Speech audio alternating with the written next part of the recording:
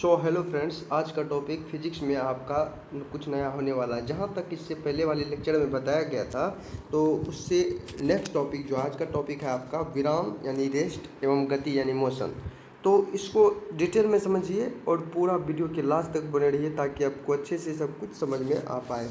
ये एक नोट्स के द्वारा पढ़ाया जा रहा है और आपको कुछ अलग से भी समझाया भी जाएगा बीच बीच में। अगर आपको समझने में कोई प्रॉब्लम हो रही हो तो आप बता सकते हैं, तो नीचे कमेंट कर सकते हैं। तो अब एक चीज़ समझना, सबसे पहले आप जो है व्हाट्सएप ग्रुप का नंबर वहाँ पे दिया हुआ रहता है, वहाँ पे आप मैसेज में व्हाट्सएप नंबर सेव कर लेना और वहाँ नीचे हाई करना। वहाँ पे जाके आप पीडीएफ आप कमेंट करके आप ले सकते हैं और ग्रुप में आपको मैं ज्वाइन कर दूँगा। तो चलिए मैं आपको लेके चलता हूँ पहला टॉपिक। अब यहाँ पे समझना, विराम यानी रेस्ट, मोशन, ये फिजिक्स का इंपॉर्टेंट टॉपिक है, इसको समझिए। सबसे पहले देखिए रेस्ट से आपको क्या याद आता है? रेस्ट का मतलब होता है विराम। यदि किसी वस्तु की स्थिति, ये इसको बोलचाल की भाषा में ऐसे कह सकते हैं, यदि किसी वस्तु की स्थिति किसी अन्य वस्तु के अपेक्षा समय के साथ नहीं बदलता है, जैसे कि 1 बजे कोई व्यक्ति यहाँ पे खड़ा है, ठीक, 2 बजे भी वह व्यक्ति यहीं पे खड़ा है, यानी कि इसमें जो है समय के साथ ये अपना स्थान जो है एक जगह से दूसरी जगह परिवर्तन नहीं किया, तो इसको ही हम विराम कहते हैं। कहने का मतलब, जैसे कि एक ट्रेन जो है एक जगह रुकी हुई है एक प्लेटफॉर्म पे, मान लेते हैं ये ट्रेन है और ये जो है एक प्लेटफॉर्म पे एक जगह रुकी हुई है। अब देखो 1 बजे ये यहाँ पे रुकी हुई है और 2 बजे के बाद जब हमने देखा ये ट्रेन फिर भी यहीं पे था, यानी ये ट्रेन किस अवस्था में है? ये तब हो जाएगा विराम अवस्था में। आई होप यहाँ तक आपको समझ में आ गया होगा और अच्छे से आपको समझ में आ चुका होगा। अब चलिए आगे समझते हैं, अब मोशन समझते हैं। तो अब देखो यहाँ पे मोशन समझने से पहले तो यहाँ पे समझो, किसी वस्तु को गति में कहा जाता है तब जब उसकी स्थिति किसी अन्य वस्तु के सापेक्ष समय के साथ बदलता रहता है। सभी गतिशील वस्तु में यह समान लक्षण रहता है कि वे समय के साथ साथ अपनी स्थिति बदलते रहते हैं। अब मोशन का मतलब ही होता है गति। जैसे कि एक गाड़ी है, ठीक, अब देखो ये गाड़ी यहाँ पे मान लेते हैं 12 बजे यहाँ पे खड़ी है, ठीक, अभी विरामावस्था में, लेकिन 1 बजे ये गाड़ी यहाँ पे आ गई। तो अब बताइए, ये यहाँ से यहाँ तक का जो दूरी तय किया, यानी मोशन में था, ठीक, 1 बजे यहाँ पे और चलता ही जा रहा है, तो यानी अब समय के साथ साथ जो है अपना जो स्थान परिवर्तन कर रहा है, तो उसे ही हम मोशन कहते हैं। क्या कहते हैं? मोशन यानी गति कहते हैं, इसे नोट कर लेना। तो अब देखो यहाँ पे फिर मैं नेक्स्ट टॉपिक में आपके लिए लेके आता हूँ। अब यहाँ पे देखो, भौतिकी वह शाखा है जिसमें वस्तु गति, देखो फिजिक्स जो है वह साइंस का वह ब्रांचेस है, यानी वह शाखा है वो जिसमें कि गति के बारे में अध्ययन किया जाता है। जैसे कि इसमें कौन सी प्रकार की गति है, जैसे यांत्रिकी हो गया, जिसे हम इंग्लिश में मैकेनिक्स कहलाता है।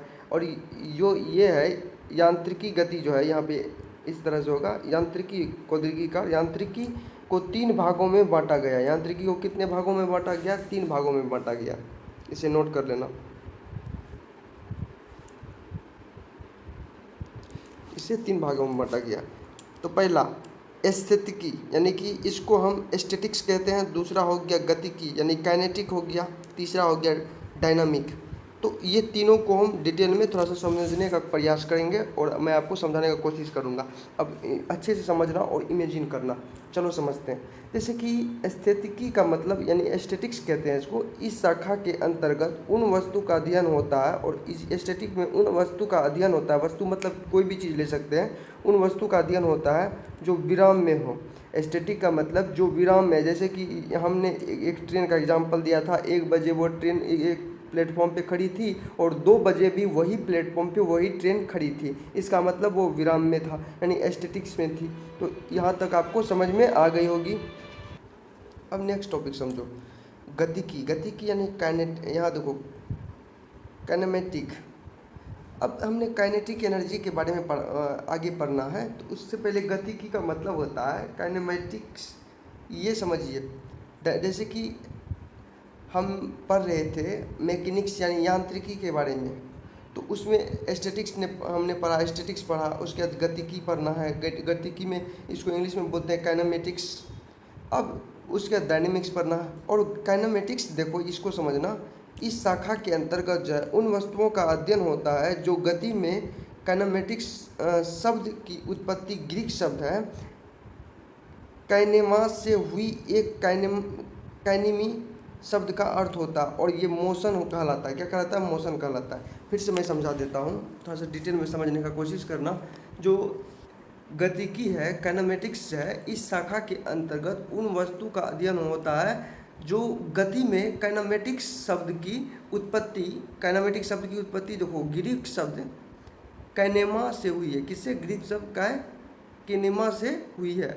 और किनेमा जो है वह शब्द का अर्थ होता है मोशन, और किनेमा शब्द का अर्थ क्या होता है? मोशन होता है। आपको यहाँ तक समझ में आ चुका है। चलिए अब डायनामिक्स समझते हैं। डायनामिक्स में समझोगे आप, जैसे कि यह वह शाखा है जिसमें वस्तु से गति उत्पन्न होने वाले कारणों का अध्ययन होता है। किसी वस्तु में अलग अलग 3 तरह की गति पाई जा सकती है। तो चलिए यहाँ तक हमने आपको समझाया। आई होप यहाँ तक समझ में आ चुका होगा। ये छोटी सी टॉपिक था जो आपको पहले से भी कहीं ना कहीं सभी को पता होता है, लेकिन इतना डिटेल में पता नहीं होता। जैसे कि आपने इसके बारे में, स्थिर के बारे में समझ लिया होगा पहले ही। और लेकिन काइनेमेटिक्स जो है ये कुछ नया आपको लगेगा, बहुत से स्टूडेंट जानते भी होंगे, तो इसके बारे में समझ लिया आपने। डायनामिक्स के बारे में भी आपने सुना होगा। तो चलिए अब नेक्स्ट टॉपिक समझते हैं आगे का। अब देखो यहाँ पे, जैसे कि हमने यहाँ पे लास्ट में बात की थी, जैसे कि ये जो डायनामिक्स है ये 3 प्रकार का था, ये देखने को मिलता है। जैसे कि किसी वस्तु में अलग अलग 3 तरह की पाई जा सकती है डायनामिक्स। तो चलिए देखते हैं कौन कौन सी तरह की। तो पहला यहाँ पे देखो, स्थानांतरित गति, जिसे हम ट्रांसलेटरी मोशन कहते हैं। क्या कहते हैं? ट्रांसलेटरी मोशन कहते हैं। जब किसी वस्तु की अलग अलग स्थिति को मिलाने वाली रेखा की दिशा नहीं बदलती है, तब उसकी गति स्थानांतरित गति कहलाती है। अब मैं आपको इसको अपने भाषा में समझाता हूँ। मैं अभी जस्ट पढ़ के समझाया आपको। अब यहाँ पे समझना कि जो स्थानांतरित गति है यानी ट्रांसलेटरी मोशन जो है, जब किसी वस्तु की अलग अलग स्थिति को मिलाने वाली रेखा, किसी वस्तु की अलग अलग स्थिति को, जैसे हमेशा स्थिति बदलती रहती है समय के साथ किसी वस्तु की, हम मोशन पढ़ रहे हैं तो इसमें मोशन में होता क्या है कि समय के साथ अपना स्थान परिवर्तन करना, यही ना मोशन कहलाता है। तो हम उसमें 3 पार्ट पढ़ने वाले हैं। पहला था ट्रांसलेटरी मोशन, स्थानांतरित गति। तो उसमें कोई वस्तु अपना जो है अलग अलग स्थिति को मिलाने वाली जो रेखा होता है, रेखा आप कह सकते हैं, रेखा की दिशा नहीं बदलती, उसमें रेखा की दिशा नहीं बदलती है, तब उसकी गति को स्थानांतरित गति कहलाती है। जैसे उदाहरण के तौर पे ऊपर से गिरता गेंद, पटरी पर दौड़ता ट्रेन। अब देखो ऊपर से कोई गेंद गिर रहा है, उदाहरण को, वो कौन सा मोशन हो गया? Translatory motion. ट्रेन पटरी पे दौड़ रहा है, वो कौन सा गति हो गया? Translatory motion. जो कि वो क्या कर रहा है कि अलग अलग स्थिति को मिलाने वाली रेखा की दिशा नहीं बदल रही है। तो इतना चीज़ आपको समझ में आ चुका है। तो अब देखिए यहाँ पे चक्रीय गति क्या होता है। अब इसे हम पढ़ेंगे इंग्लिश में रोटेटरी मोशन। जब वस्तु की गति इस प्रकार होती है कि वस्तु में प्रत्येक बिंदु एक वृत्त पर घूमती है, तब ऐसी गति को चक्रीय गति कहते हैं। तो आपको पता ही होगा, आपने मौत का कुआं देखा होगा तो आपको पता होगा, उसमें भी रोटेटरी मोशन होता है, चक्रीय गति। तो यहाँ तक आपको समझ में आ चुका है। तो चलिए ये आपको डिटेल में क्या बताऊँगा, मैं आपको समझ में आ चुका होगा। अब देखो यहाँ पे इसके द्वारा जब न्यूमेरिकल बनाया जाएगा तब वहाँ पे आपको डिटेल में बताया जाएगा किस प्रकार से जो है मौत के कुआं में एक बाइकर गाड़ी चलाती है कुआं में। तो अब देखो यहाँ पे, जैसे कि आवर्त गति, पीरियोडिक मोशन। आवर्त, जब वस्तु एक निश्चित समय के अंतराल पर अपनी गति दोहराती रहती है, तब उसकी गति आवर्त गति कहलाती है। जैसे उदाहरण, पृथ्वी की गति, सरल लोलक की गति।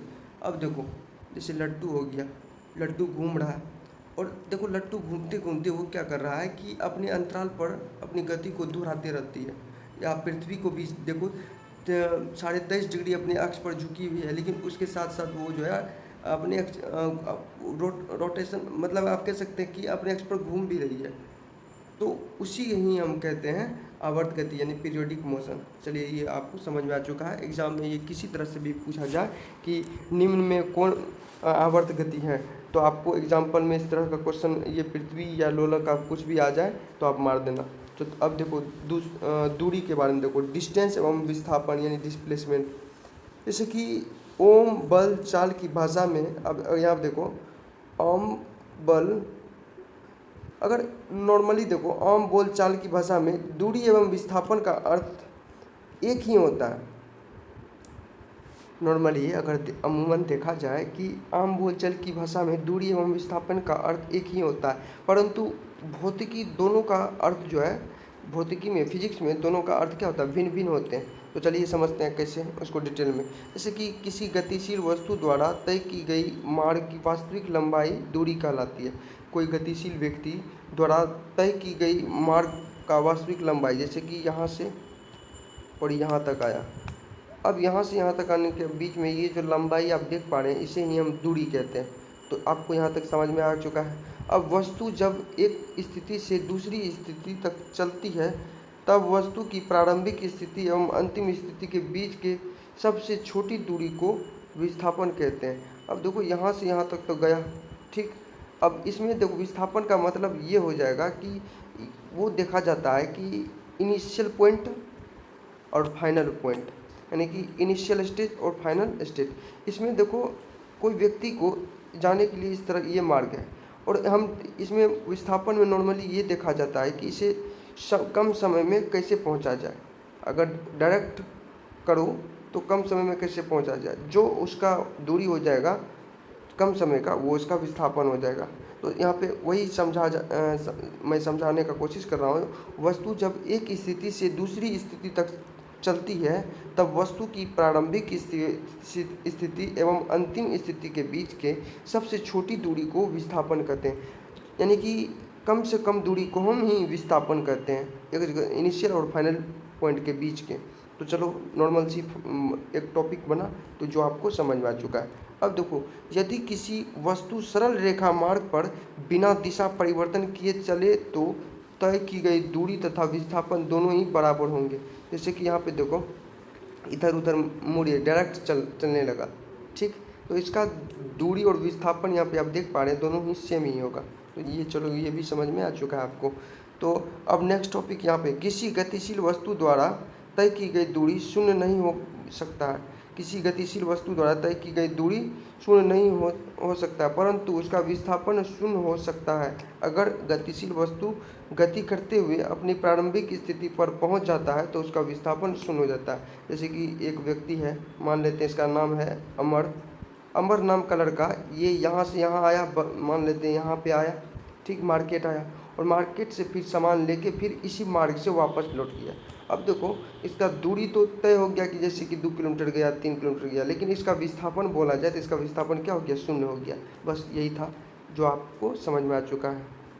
अब देखो यहाँ पे किसी गतिशील वस्तु द्वारा तय की गई दूरी शून्य नहीं हो सकता है, परंतु उसका विस्थापन शून्य हो सकता है। अगर गतिशील वस्तु गति करते हुए अपनी प्रारंभिक स्थिति पर पहुंच जाता है तो उसका विस्थापन शून्य होगा। तो यही हमने अभी जस्ट कहा। अब देखो यहाँ पे अदिश यानी कि स्केलर तथा सदिश यानी वेक्टर राशि, दोनों के बीच में थोड़ा सा देख लेते हैं क्या क्या है, तो उसको समझेंगे। अब देखो, जिस भौतिक राशि को पूर्ण रूप से व्यक्त करने हेतु केवल परिमाण जैसे साइज या माप की जरूरत होती है, अदिश राशि कहलाती है। क्या कहलाती है? अदिश राशि कहलाती है। इसको नोट कर लेना। जिसे भौतिक राशि को पूर्ण रूप से व्यक्त करने हेतु परिमाण एवं दिशा दोनों की जरूरत होती है, सदिश राशि कहलाता है। अब यहाँ पे देखो, यहाँ तक तो आपको समझ में आ चुका है, लेकिन जिसे भौतिक राशि को पूर्ण रूप से व्यक्त करने हेतु परिमाण एवं दिशा दोनों की जरूरत होती है, सदिश राशि कहलाती है। अदिश सदिश समझ में आ चुका है। जैसे कि यहाँ पे समझना, प्रमुख अदिश भौतिक राशि जैसे द्रव्यमान हो गया, अदिश के बारे में मैं बात कर रहा हूँ, या स्केलर के बारे में, द्रव्यमान हो गया, दूरी हो गया, चाल हो गया, आयतन हो गया, कार्य हो गया, ऊर्जा हो गया, समय हो गया, विद्युत धारा हो गया, दाब हो गया, ताप हो गया, ये सब ETC जो है अदिश यानी स्केलर है, स्केलर। अब यहाँ पे देखो, प्रमुख सदिश भौतिक राशि विस्थापन, वेग, बल, त्वरण, संवेग, कोणीय संवेग आदि, ये सब जो है वेक्टर हो गया। क्या हो गया? वेक्टर। तो आई होप यहाँ तक आपको समझ में आ चुका है। अब स्पीड यानी चाल के बारे में समझो। अब यहाँ पे चाल से हमें यह पता चलता है कि कोई गतिशील वस्तु तेज चल रही है अथवा धीमी प्रति इकाई समय में तय की गई दूरी को चाल कहते हैं। अब चाल से हमें यह पता चलता है कि कोई गतिशील वस्तु तेज चल रही है, कोई गतिशील वस्तु तेज चल रही है अथवा धीमी चल रही है। तब तेज चल रही होगी, जैसे कोई वस्तु है या तेज चल रही होगी या धीमी चल रही है, तो प्रति इकाई समय में यानी कि एक समय में, प्रति इकाई मतलब एक समय में तय की गई दूरी को चाल कहते हैं। अब नॉर्मली चाल अगर पूछा जाए क्या कहते हैं तो आप कह सकते हैं इस तरह से कि कोई व्यक्ति स्पीड चल रहा है या धीमी चल रही है तो उसमें एक समय में तय की गई दूरी को, प्रति इकाई मतलब एक समय में तय की गई दूरी को हम चाल कहते हैं। तो चाल बराबर दूरी बटे समय होता है। तो जैसे इसको v बराबर s/t से डिनोटेट करते हैं, ऐसे इसका फॉर्मूला बन जाता है। तो ये तो आपको यहाँ पे लिखा हुआ है, ये आप नोट कर लेना। अब चाल का ऐसा ही मात्रक जो होता है मीटर पर सेकेंड, परंतु इसे सेंटीमीटर cm/s यानी सेंटीमीटर पर सेकेंड तथा किलोमीटर प्रति घंटा में प्रायः मापा जाता है चाल को, ये भी नोट कर लेना। अब यहाँ पे देखो नेक्स्ट टॉपिक, गाड़ी की चाल बताने हेतु उसमें स्पीडोमीटर लगा होता है और स्पीडोमीटर 4 किलोमीटर प्रति घंटा में बताता है। और गाड़ी द्वारा तय की गई दूरी बताने वाला यंत्र जो होता है ओडोमीटर का होता है। क्या होता है? ओडोमीटर। ये सब नोट करना, ये बहुत इंपॉर्टेंट है। और ओडोमीटर जो है किलोमीटर दूरी को रिकॉर्ड करता है, कितना किलोमीटर गाड़ी चली है, ये सब जो है ओडोमीटर तय करता है। अब देखो औसत चाल जो होता है, जो तय की गई दूरी बटे दूरी तय करने में लगा समय, यानी दूरी बटे समय आप कह सकते हैं। अब यहाँ पे देखो, यदि वस्तु बराबर समय अंतराल में बराबर दूरी तय करे, चाहे समय अंतराल कितना भी छोटा क्यों ना हो, तो कहा जाता है कि वस्तु एक समान चाल यानी जैसे यूनिफॉर्म स्पीड से चल रही है, तो वस्तु जब समान समय अंतराल में समान और समान दूरी तय करती है तब उसकी चाल जो है असमान चाल यानी कि नॉन यूनिफॉर्म स्पीड कही जाती है। चलो ये भी एक समझने वाला टॉपिक था, जो कि अगर आप एक दो बार रिवाइज करोगे अपने से आपको समझ में आ जाएगा। तो चलिए, थोड़ा सा वीडियो बड़ा ना हो इसलिए थोड़ा मैं जल्दी जल्दी खींचने का कोशिश कर रहा हूँ। अब देखो यहाँ पे वेग के बारे में समझना। वेग वह भौतिक राशि है जो गतिशील वस्तु की चाल एवं दिशा दोनों बदलता है। वेग जो है वह भौतिक राशि है जो गतिशील वस्तु की चाल एवं दिशा दोनों बदलता है। और वस्तु का वेग जो है दी हुई दिशा में प्रति इकाई समय में उसके द्वारा चली गई दूरी होती है। क्या होती है? उसके द्वारा चली हुई दूरी होती है, इसे नोट करना। और वेग बराबर जैसे आपको पता है कि विस्थापन बटे समय, जैसे कि यहाँ पे समझना, जैसे कि दी हुई दिशा में चली गई दूरी और लिया गया समय, तो ये आप नोट कर लेना। और दी हुई दिशा में चली गई दूरी को विस्थापन कहते हैं और इसे विस्थापन कहते हैं, और विस्थापन बटे समय। और वेग बराबर जैसे आपको पता है विस्थापन बटे समय यानी v बराबर s/t, ये होता है। और वेग का भी ऐसा ही मात्रक वही होता है जो चाल का होता है। दोनों भौतिक राशि में अंतर यह है कि चाल अदिश राशि है तथा वेग सदिश राशि है, दोनों में यही अंतर है। अब देखो यहाँ पे गतिशील वस्तु को चाल तथा वेग तभी बराबर होंगे, गतिशील वस्तु का चाल तथा वेग तभी बराबर होंगे जब वस्तु सीधी रेखा पर चलती है।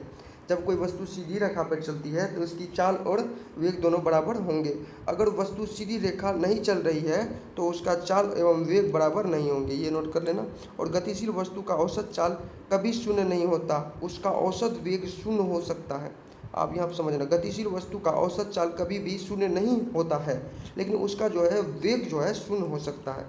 अब यहाँ पे हम अपने रोज़ की ज़िंदगी में वेलोसिटी या स्पीड शब्द का उपयोग अलग अलग नहीं करते हैं, प्रायः दोनों के लिए स्पीड शब्द का ही उपयोग करते हैं। दोनों के लिए स्पीड शब्द का ही दोनों। अब कहीं पे आप देखे होंगे कि वेलोसिटी कोई नहीं बोलता और स्पीड तो सब बोलते हैं, यानी दोनों शब्द में ही स्पीड को ही बोला जाता है। तो चलिए ये आपको समझ में आ चुका है। और लास्ट टॉपिक यहाँ समझो, त्वरण। त्वरण यानी कि त्वरण का मतलब होता है, त्वरण बराबर होता है एक्सीलरेशन बराबर वेग बटे समय। क्या होता है? वेग बटे समय। अगर वस्तु का वेग बदल रहा हो तो घट रहा हो या बढ़ रहा हो तो कहा जाता है कि वस्तु त्वरित अवस्था में है।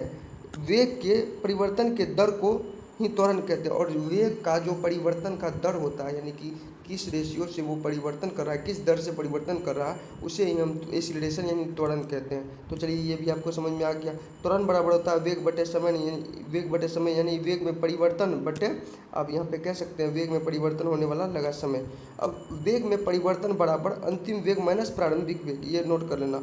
अतः त्वरण बराबर होता है अंतिम वेग माइनस प्रारंभिक वेग बटे लिया गया समय, या आप कह सकते हैं ए बराबर हो जाता है v माइनस यू बटे टी। ये भी आप नोट कर लेना। तो चलिए ये हो गया आपका।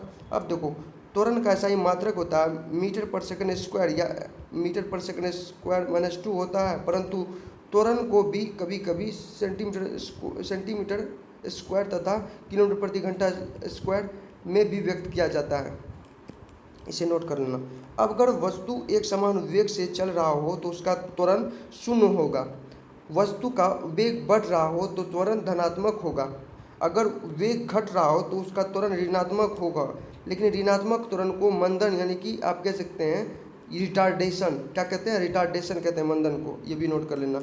अगर वस्तु सीधी रेखा में चलती है तो और समान समय अंतराल में उसका वेग जो है समान दर से बढ़ता है, तो वस्तु में एक समान त्वरण होगा। वस्तु में क्या होगा, एक समान त्वरण होगा। एक समान त्वरण गति के उदाहरण जैसे कि आप समझना, स्वतंत्र रूप से गिरती हुई वस्तु, स्वतंत्र रूप से जैसे कोई बॉल गिर रहा है तो उसमें समान त्वरण होगा। अब देखो यहाँ सड़क पर ढाल पर चलता साइकिल, जब सवार पैर नहीं चल रहा हो तो और वायु का प्रतिरोध नगण्य हो तो उसे भी हम वही कहते हैं, ये भी नोट करना। और अनंत समतल से नीचे लुढ़कती गेंद, अनंत मतलब कि ऊंची हुई समतल से लुढ़कती हुई गेंद। तो चलिए आज का टॉपिक में बस इतना ही। अगर आपको ये अच्छा लगा तो अपने दोस्तों को शेयर करें, लाइक करें, सब्सक्राइब करें, ताकि अगले वीडियो का नोटिफिकेशन आपके मोबाइल में जल्द से जल्द आए और आप अच्छे से पढ़ सको। ये मैं नोट्स के द्वारा बताया गया एक इंपॉर्टेंट टॉपिक था जो किसी भी कॉम्पिटेटिव एग्जाम के लिए बहुत इंपॉर्टेंट टॉपिक है। इसे आप कॉपी में नोट कर ले, ग्रुप ज्वाइन करके आज इसका PDF छपा निकलवा सकते हैं, उसके द्वारा भी आप पढ़ सकते हैं। तो चलिए आज का टॉपिक में बस इतना ही, फिर मिलूंगा इसका नेक्स्ट पार्ट में। जय हिंद, आज के लिए बस इतना ही।